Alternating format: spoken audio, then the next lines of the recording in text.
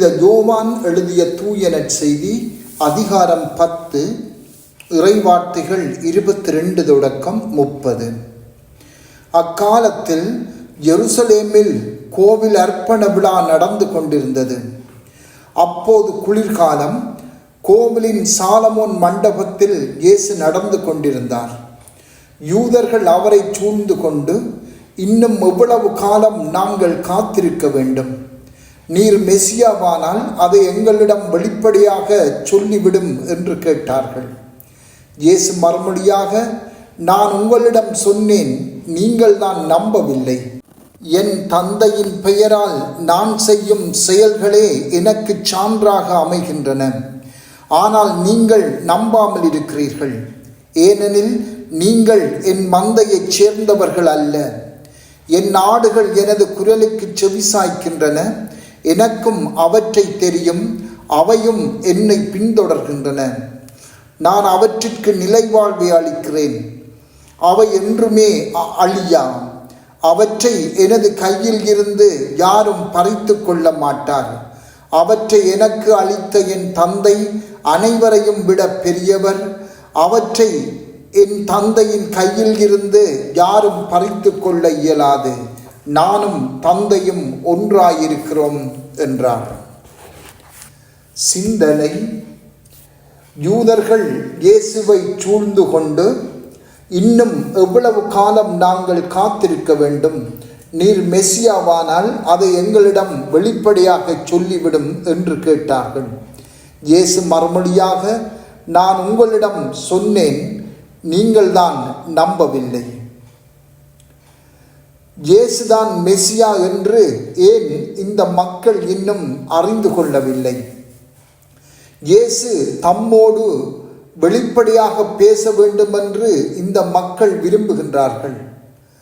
ஆனால் இயேசுவின் பதில் அவர்களுக்கு ஆச்சரியம் அளிக்கிறது. நான் உங்களிடம் சொன்னேன், நீங்கள் தான் நம்பவில்லை. இயேசுதான் மெசியாவென்று ஏன் இந்த மக்கள் இன்னும் அறிந்து கொள்ளவில்லை? இயேசு தம்மோடு வெளிப்படையாக பேச வேண்டுமென்று அவர்கள் விரும்புகிறார்கள். ஆனால் இயேசுவின் பதில் அவர்களுக்கு ஆச்சரியம் அளிக்கிறது. நான் உங்களிடம் சொன்னேன், நீங்கள் தான் நம்பவில்லை. இந்த யூதர்கள் இயேசு தங்களோடு அவர் மெசியாவா இல்லையா என்று வெளிப்படையாக பேச வேண்டுமென்று எதிர்பார்க்கின்றார்கள். இயேசுவும் அதை பற்றி வெளிப்படையாகவே பேசுகிறார். ஆனால் அவர்கள் அவரை நம்பவில்லை. ஏனென்றால் அவர்கள் அவர் பேசியதை கேட்கவில்லை. எனவே அவர்கள் குழப்பத்திற்கு உள்ளாகின்றார்கள். இயேசு தமக்குரிய முறையில் எம்மோடு பேசுகின்றார். நாம் விரும்பியபடிதான் அவர் நம்மோடு பேச வேண்டும் என்ற நியதி இல்லை. இயேசு மறைபொருளாக, ஆழமாக, மென்மையாக, மறைமுகமாக எங்களோடு பேசுகின்றார்.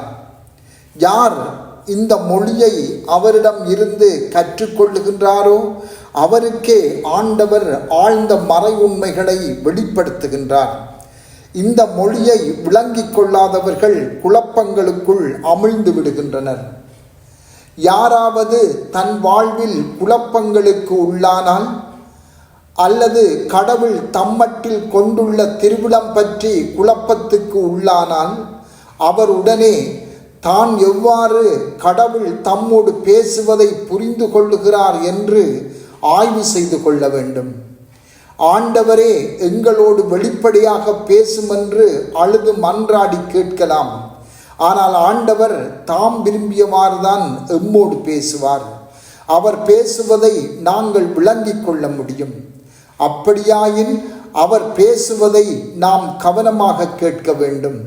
ஆழ்ந்த நிலையில் உள்ளத்தில் எழும் செபத்தின் மொழியிலேயே அவர் பேசுவார். செபம் என்பது நாம் அன்றாடம் சொல்லும் செபம் அல்ல. இங்கு செபம் என்பது இறைவனோடு கொள்ளும் அன்பின் உறவாகும். ஆழ்நிலையில் கொள்ளும் தொடர்பாடலாகும். எமது உள்ளத்தில் நிகழும் கடவுளின் செயலே செபமாகும். இதன் மூலம் தம்மிலே நாம் நம்பிக்கை கொள்ளவும், அவரை பின் செல்லவும், அவரை அன்பு செய்யவும் எமக்கு அழைப்பு விடுக்கின்றான். இந்த அழைப்பு தொடர்ச்சியாக எமக்கு விடுக்கப்படுகின்றது. ஆனால் நாம் தான் அந்த அழைப்பை இழந்து விடுகிறோம். ஏனெனில் நாம் உண்மையாக மன்றாடுவதில்லை. செபம். ஆண்டவரே, உம் சீடர்களுக்கு நீர் செபிக்க கற்றுக் கொடுத்தது போல எங்களுக்கும் செபிக்க கற்றுத்தாரும். ஆமென்.